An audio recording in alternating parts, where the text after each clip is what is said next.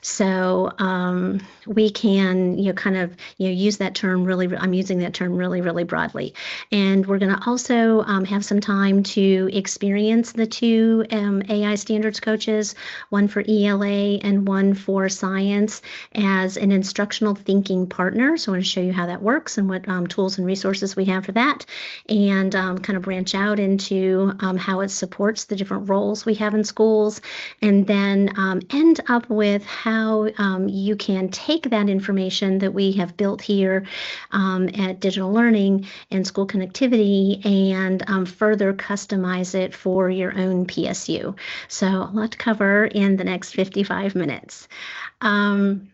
So I want to start off with a little bit of the why, right? I think we know a little bit about how AI tools can be helpful, but to kind of narrow it down really specifically to the instructional challenge that these two standard coaches are trying to solve. The first is this idea that standards-aligned instructional planning is, why is it hard, right? We have veteran teachers, we have beginning teachers, we have a lot of alternatively licensed teachers, and people are just busy. And with all of these different challenges in our school, this is cognitively demanding work. And one of the things that I notice in my Google Drive is that I have been to a lot of training over the years, right? There's a lot of resources in my Google Drive, and that is proof that all of that information has passed through my brain in some way, shape, or form over the years. So how do we get all that information to be embedded into our lesson plans and then to make its way out into the classroom? That's a lot of work. So how can we get AI to help us with this work and be aligned to our standards and our high leverage practices and things like that? So interpreting standards, the next is on my list here is the idea that this work requires professional judgment, not just compliance, right? So sometimes we have this little tension between just using AI as an answer generator. And so how can we partner, really put into practice this idea of partnering with AI rather than just having it, create a really quick worksheet that we can use on Tuesday. So we know that planning requires us to align content area knowledge with literacy, with assessment, with the incredible diversity of learners that we have in our classrooms. And all of this is just, all of the things that we are expecting educators to do with the increasing demands in their classrooms. So we know that planning is hard, usually because the work is complicated and complex and requires a lot of professional judgment, not necessarily because teachers are unprepared. So with all that being said, I want to jump us back over to the Padlet. And if the Padlet is easy for you to access, then great. Please take the poll over there. But if it's not and the chat is easier for you, then feel free to type your thoughts in the chat. And just give me an idea of where you feel like the challenges lie for you. When either you or the staff that you work with or that you support are aligning or doing standards-based instructional planning. Is it understanding what the standards really expect?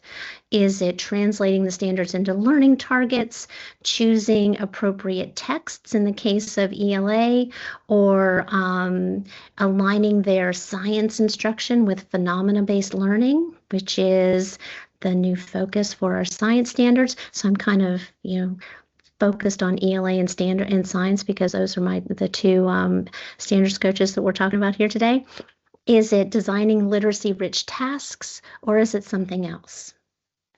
And I'll press pause for just a second and give you a chance to answer and think.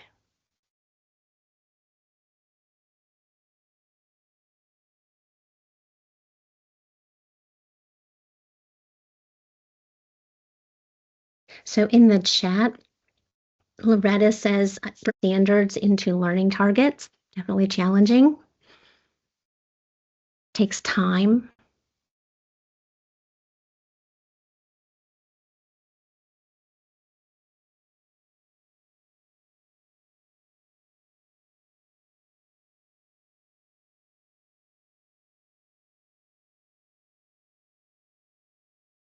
Let's see, I am going to click on my poll here and show my results.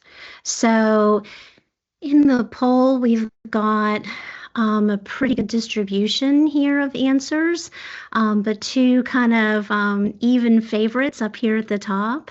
So understanding what the standard really expects, and translating standards into learning targets are kind of the top favorites at about 38% each. A little less popular at 7.7, about 8%, is choosing an appropriate text or a phenomena to go with either ELA or science, and then designing literacy-rich tasks. Okay, so with that information in mind, when we get to the prompting guides, just kind of keep that in the side of your mind when you're going through these prompts that have been pre-written for where can they or how can they help really pull the best information out of the standards coaches.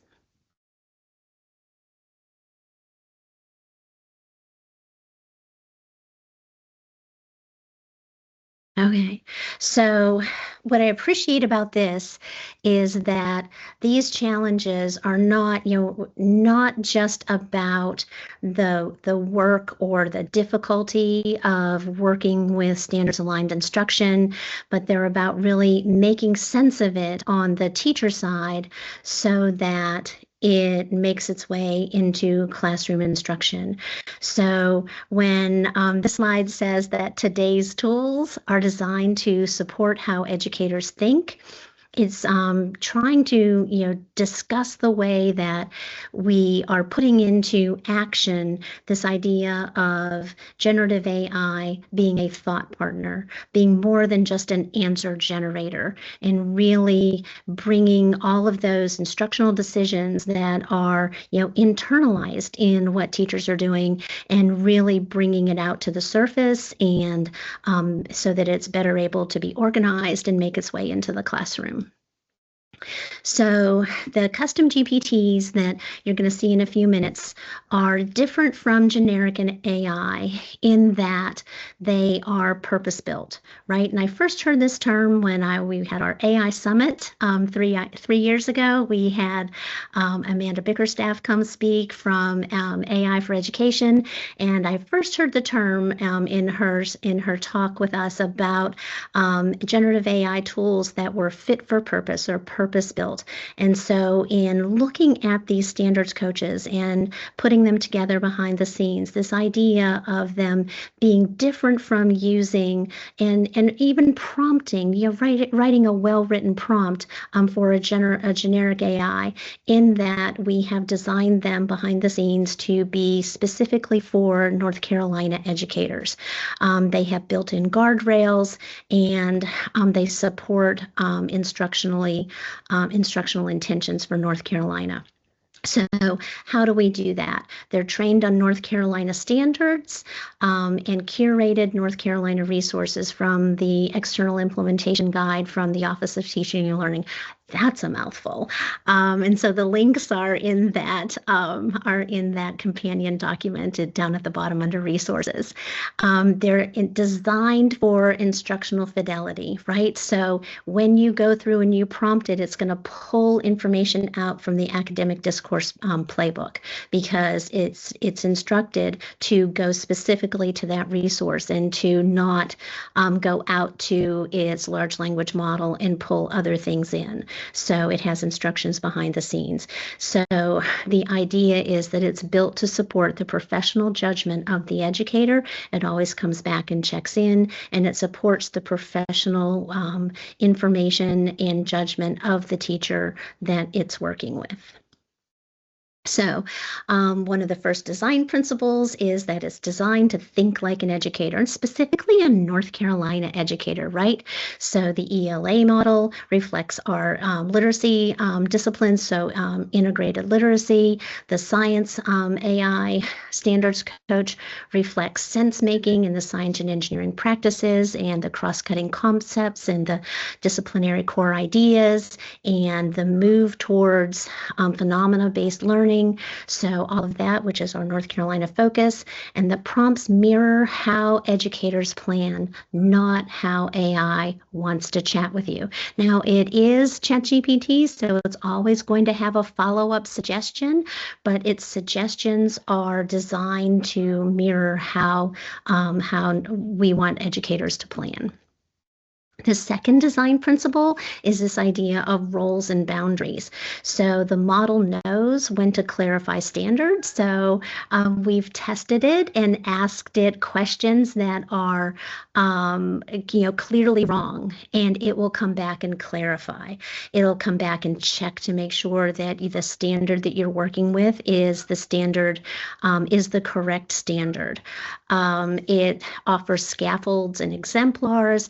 It comes back with reflective questions, and you'll notice when you're prompting it that it says that it's checking its knowledge sources. So it's going back to that knowledge base, especially for the standards, rather than out to the large language model as its first resort. And then the third design principle is this idea of guardrails and trust. So exact standard retrieval, it has the North Carolina standards uploaded on the back end.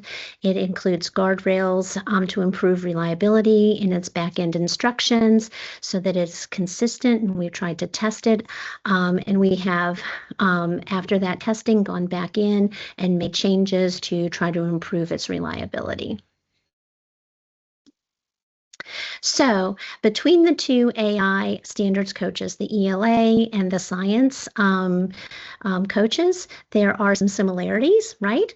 They all have the North Carolina standards. They have a structured unpacking prompt behind the scenes. So they unpack the standards the same way. There's a little bit difference in that the science unpacking prompt also includes the science and engineering practices. So, some kind of domain specific differences, but the basic structure is the same. They both create student-friendly learning targets. They list evidence of mastery, give a mastery pathway learning target, learning progression.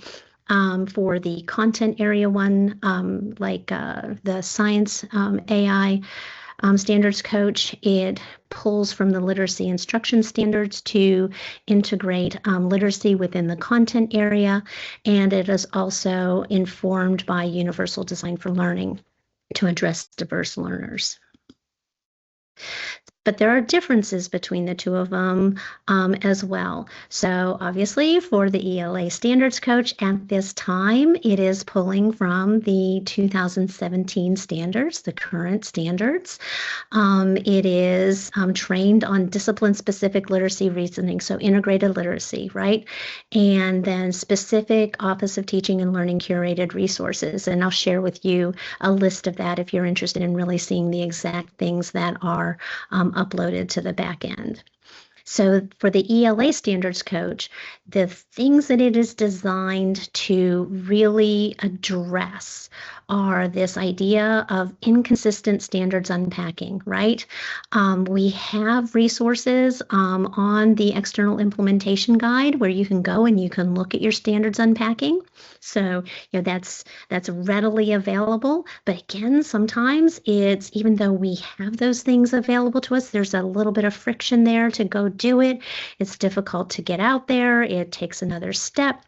So what the ELA standards coach does is just unpacks that prompt, that standard for you right then and there.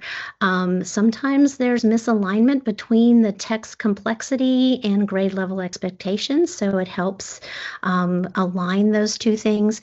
And then the idea of integrated literacy. Are we really doing those literacy practices across our classrooms? So the custom GPT standard standardizes the unpacking language, the text complexity framework, and integrated literacy expectations and aligns them with the standards expectations. I'm going to take a sec to check the chat just to see because I feel like I'm noticing a question over here. So, um, with the new ELA standards being passed, will this coach be retrained?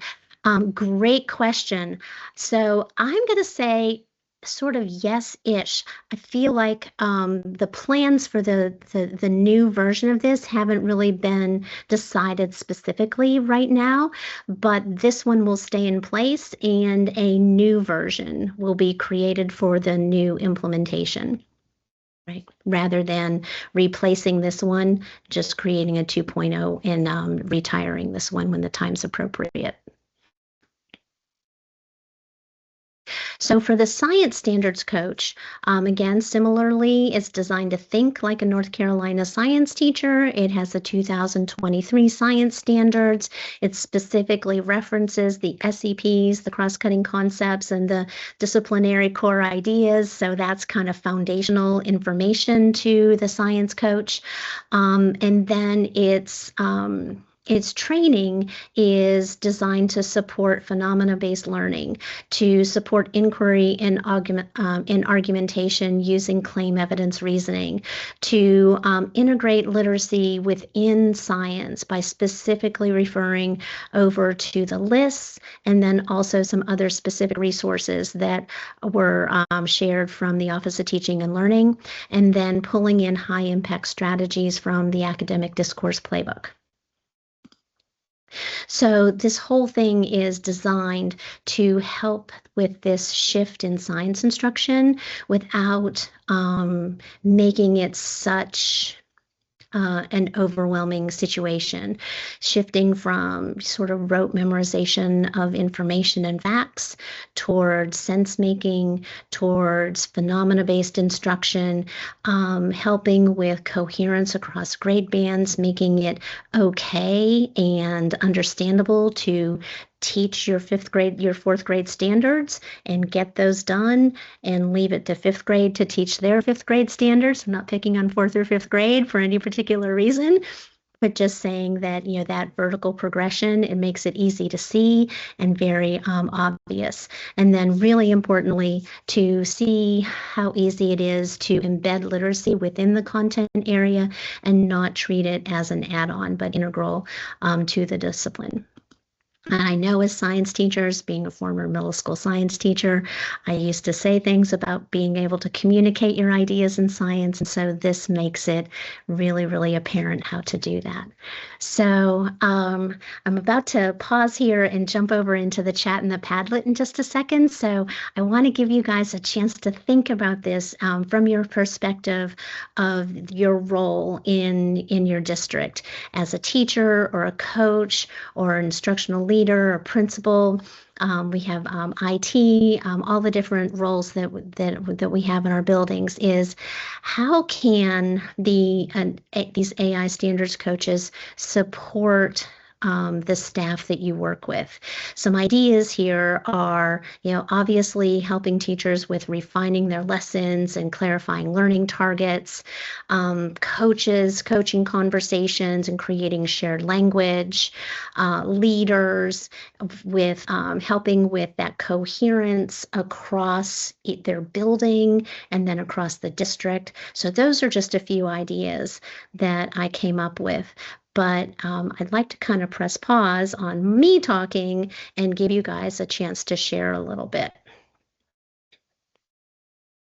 And feel free to type in the chat.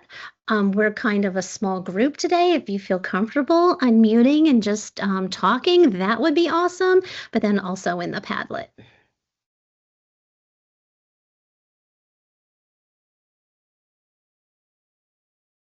I'm going to jump over here and see what we have.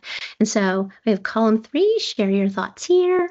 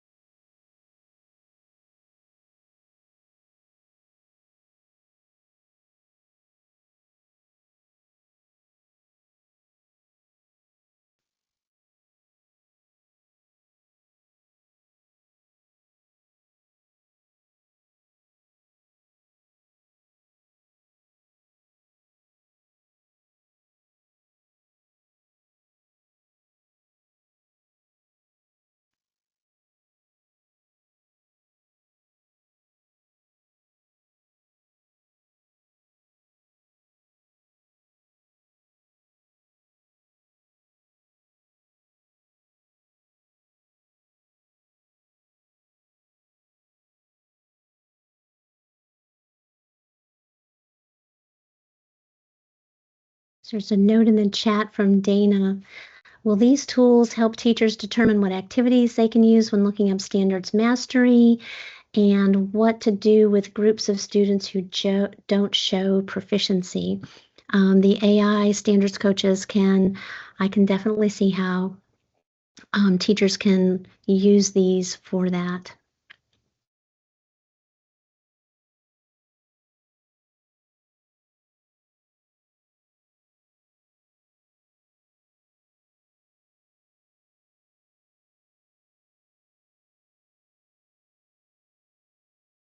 So some comments in the chat. So Cheerful Armadillo, love that name. Thank you, Padlet. Standard Space, I'm glad to see the coaches are based on NC specific and vetted information. That was actually one of the inspirations for the development of this, was the idea that we have a lot of tools out there that will unpack standards, right, and allow you to choose your North Carolina standards from a drop-down box, and they're great. They do a nice job of it, but in looking at them, a lot of times what I noticed was that they were close, but they weren't exact. Right. I felt like, and so the idea was we can get AI to be as close to North Carolina thinking as possible.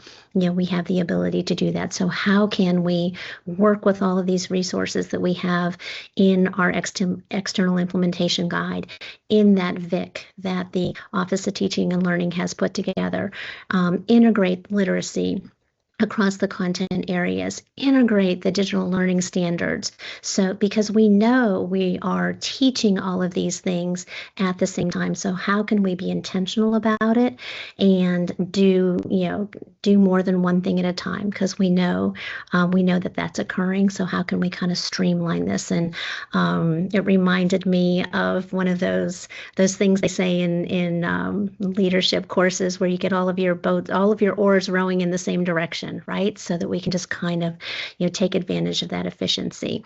So Brittany in the chat or in the Padlet says help with standard clarification, helping instructional coaches create common language when discussing the standards and unpacking lessons with teachers. Jared says they think it can be helpful for teachers to integrate literacy into their lessons rather than add on, which is often what's done. Agile Beatles says that they love that it can also help BTs and seasoned teachers and everyone in between unpack and prepare to teach lessons specifically for North Carolina. Consistent literacy practices across grade bands will definitely help with that and building fluency and comprehension. So lots of great comments in the Padlet. So I appreciate you guys putting those in there. Okay, jump back over here and get us to actually working with them.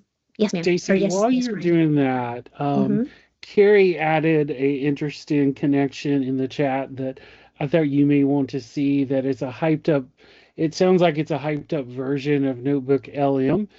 Could you just talk about maybe some of the overlap or some of the differences? Yes, Carrie, that is a great comment. And you may notice in the lower right-hand corner of this presentation that that's a whole entire another webinar about how these slides were created by Notebook LM. So I am a super fan of Notebook LM, and you're right. You can do a lot of this with Notebook LM. The training and the information behind the scenes is recreatable in Notebook LM in a lot of ways. And the starting point for this was before Notebook LM had a lot of the capabilities that it has now. It's been evolving a lot, especially over the last 6 to 8 months. But the back end information that is in one of the links in that companion document could be disaggregated and used to customize your own version in Notebook LM. Definitely, lots of ways to do things. So the other shift before we get into the actual prompting guides themselves is to I just want to plant this idea in your mind, if it isn't there already, of kind of rethinking this idea of prompting. That prompting is not asking for answers. I think the situation where the first thing that comes up in our Google searches now is the AI generated results, is kind of reinforcing this idea that prompting is super similar to searching. But in this particular case, these AI coaches are designed to support prompting as professional thinking, as thought partnering. So we are doing this before we start the lesson design, throughout lesson design, during instructional implementation in the classroom. It's an ongoing process.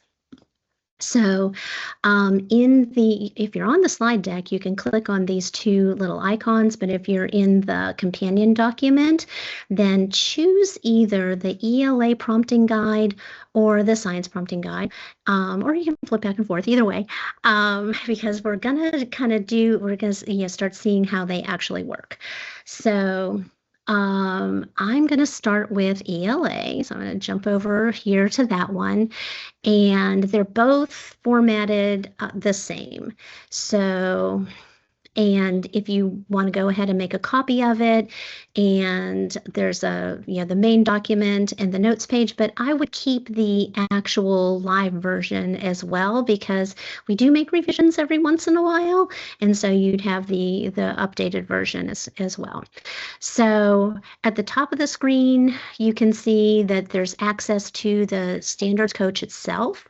So if you click on that, that will open up to the actual ELA or Science Standards Coach in ChatGPT. And the only thing that I check is to just make sure that it is referencing the most up-to-date version of ChatGPT. I go in and update this manually every once in a while, but every once in a while I've seen it revert back to something older. So that's my only caution there. So there's the ELA Standards Coach. And then the top part of the screen is really just kind of designed for instruction, or for training, just to have quick access to some standards. These aren't pulled out for any particular reason. It's just so that you have easy access to a standard to play around with. So we're going to come back to that in just a sec. And then down here, as you scroll down, you've got a little section here on deepening understanding of the unpack standards. And so once you unpack a standard, we're going to play around with a couple of these little prompts. And then the biggest section in each of these documents is designing instruction. So they're sequenced, but you can also hop around.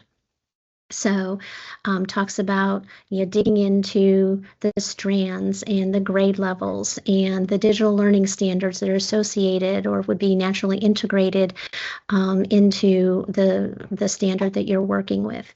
So there's a section on that, integration of other standards. There's another, now I'm looking at ELA specifically now, alignment to grade level complex texts. So some excellent prompts written by the Office of Teaching and Learning ELA consultants about aligning your grade level text to your standard. And you notice there's some places here where you insert your passage, your title specifically so that it is exactly what you're looking for.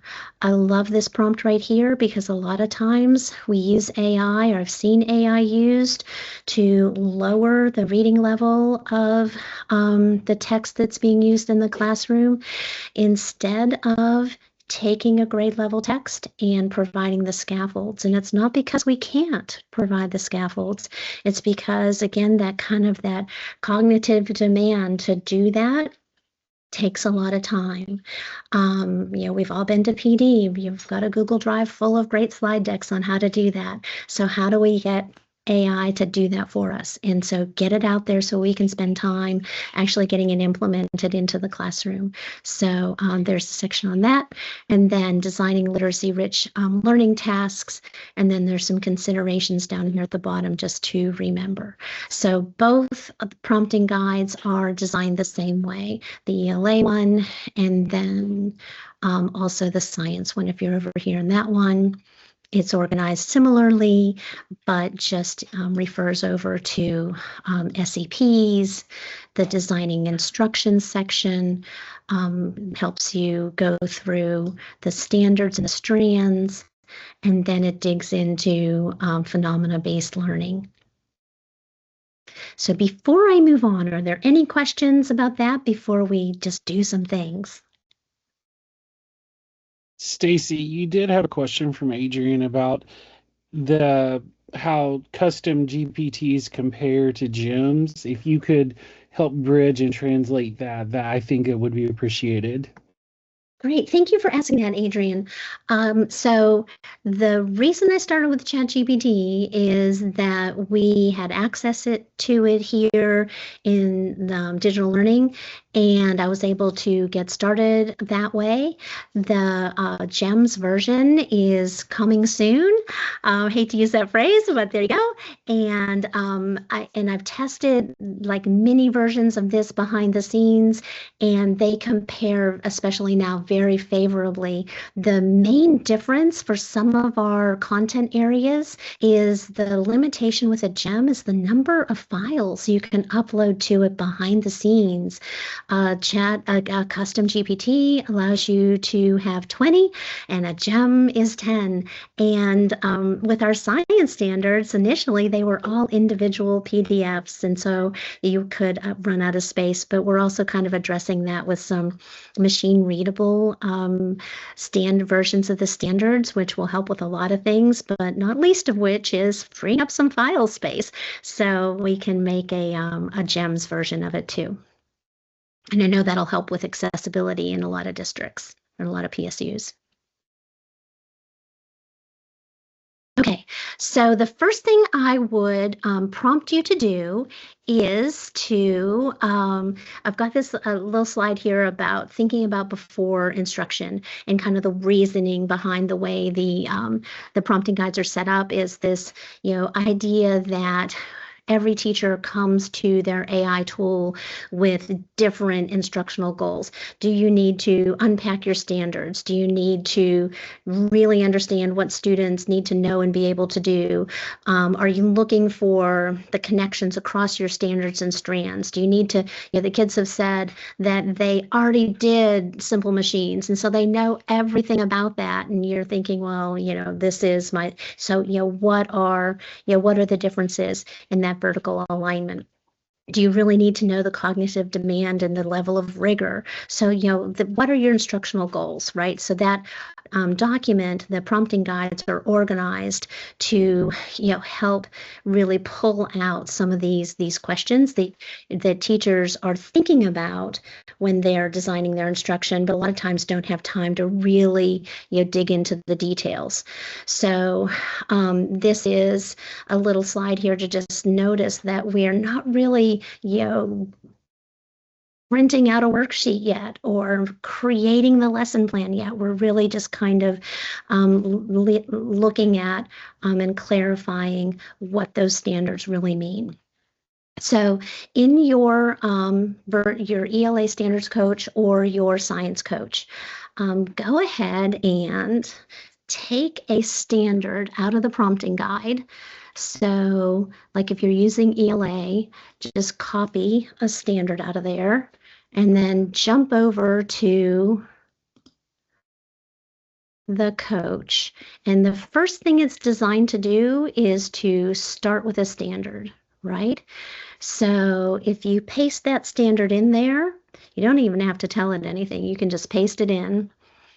It will search its knowledge base and it will verify that it is an ELA standard and it's correct. If it wasn't, it would start asking you questions to get you to clarify what you're asking for. And it unpacks the standard using its unpacking framework. It pulls out the nouns. It looks at the key skills and verbs. It creates a student-friendly translation. You can love it. You can modify it, right? But it gives you a starting point. Kind of takes away that, blank page problem, I feel like. It talks about the prerequisite knowledge that kids would need to have to get started with this standard. It gives you evidence of mastery, so you can get started thinking about what kinds of things would you want to see from your students to have them show you that they know. It doesn't always have to be, maybe what you're used to seeing. So it starts, giving teachers a way to sort of brainstorm ideas. And then one of my favorite things that it does is it lists I can statements. Like that. We could write these, but this is going to list them for us, right? So this is just an anchor chart waiting to happen. It pulls out the literacy focus. It looks at the way the standard is written and identifies the cognitive demand and the DOK level. And then it identifies some enrichment opportunities. So, and then of course, because it's AI, it's going to ask you what you would like to do next, right? So you can take these suggestions, and these are, behind the scenes, it's prompted to kind of have a framework for why it would choose to suggest those to you. But what I would like to ask you guys to do is to look down here and just take a minute and choose something from this deepening understanding of the unpack standard, whether you're an ELA or science. Unpack a standard and just some of these and see what happens in your version of ChatGPT.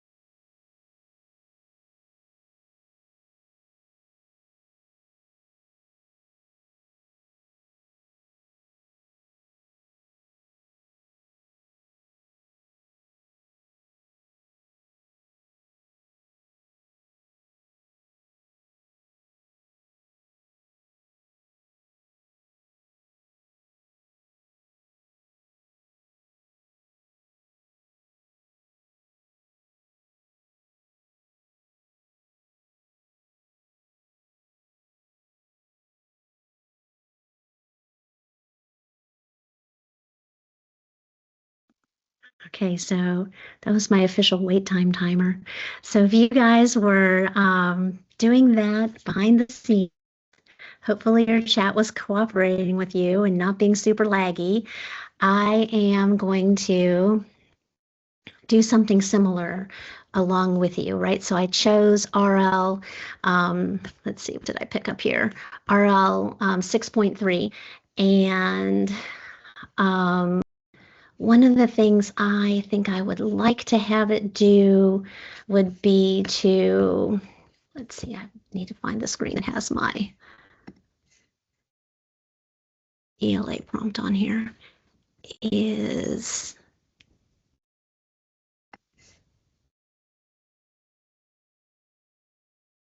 this. What if we'd figured out whether or not this has been taught in previous grades? So if I say, show me a comparison of so that was 6th grade. So targets the 6th grade target standard with the 8th grade version of it.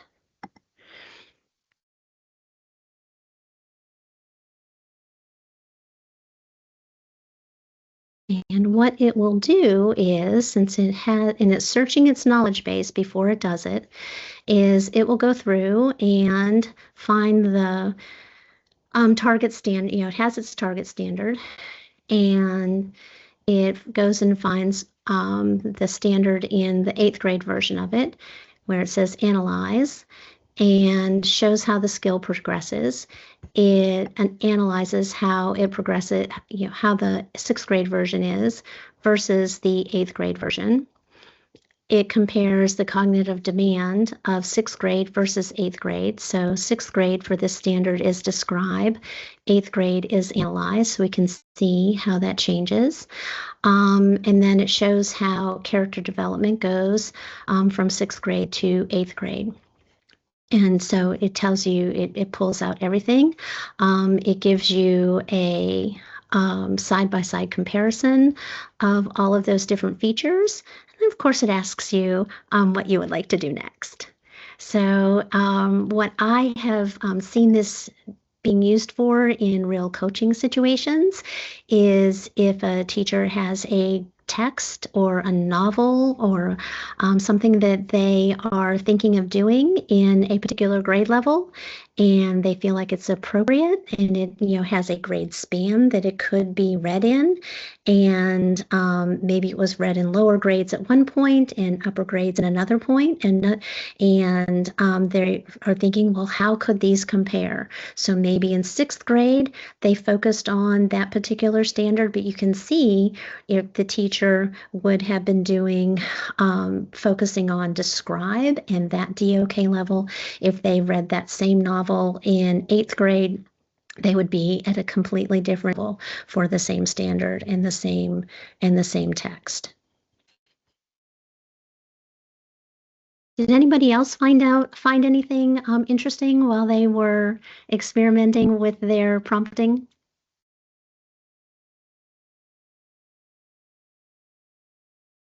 Feel free to drop it in the chat or jump over into the Padlet.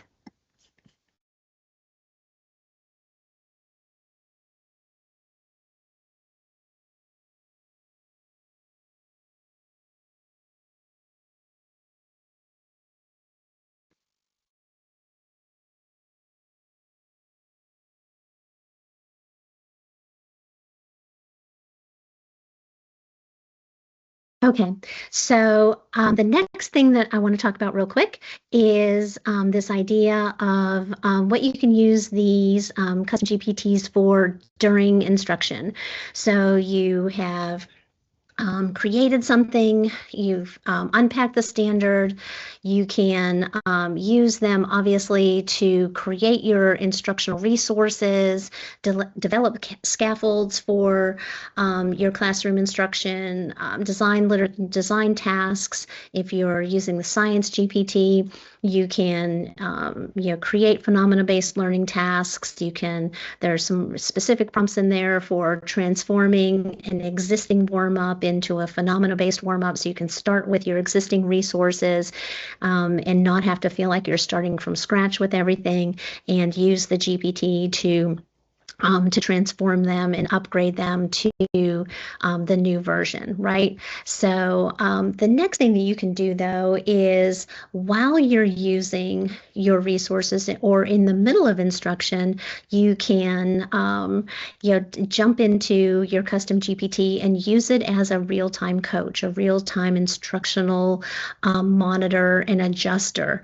And if in science especially, there's not a lesson plan that I ever did, that even the best designed one, that didn't encounter some issues when it met some real life middle school students.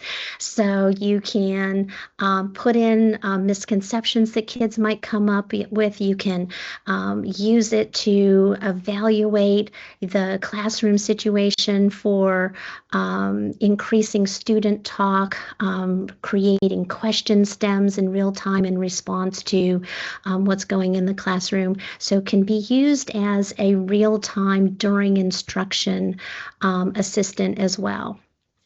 So as students are starting to turn in information, then it can also help with, keeping information generic and not using any personally identifiable information into the chat is always important, so keep that in mind. But in real time, as students are creating explanations and doing their work, you can give generic examples of that to chat. And because you're using your signed in version of ChatGPT, you could go back to that lesson or artifact that you created with your chat and say, this is what really happened.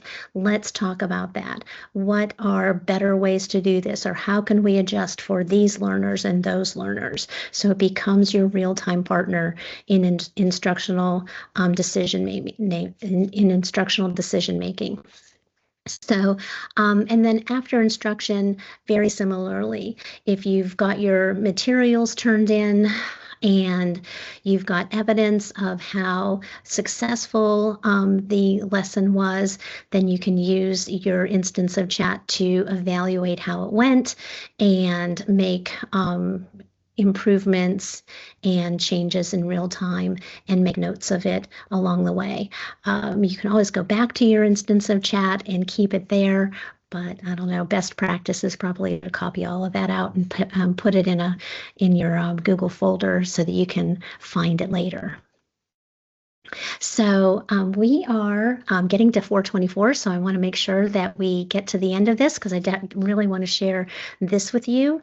There is a link in the companion document to a website that has the back-end instructions provided for you. And what I'd like to submit to you is that you, or working with your instructional technology people, or if you're interested in creating a GEMS version of this or a Notebook LM version of this, you have access to the backend instructions of the two custom GPTs. So you can click that link there, or go over to the companion document and go over to that web page.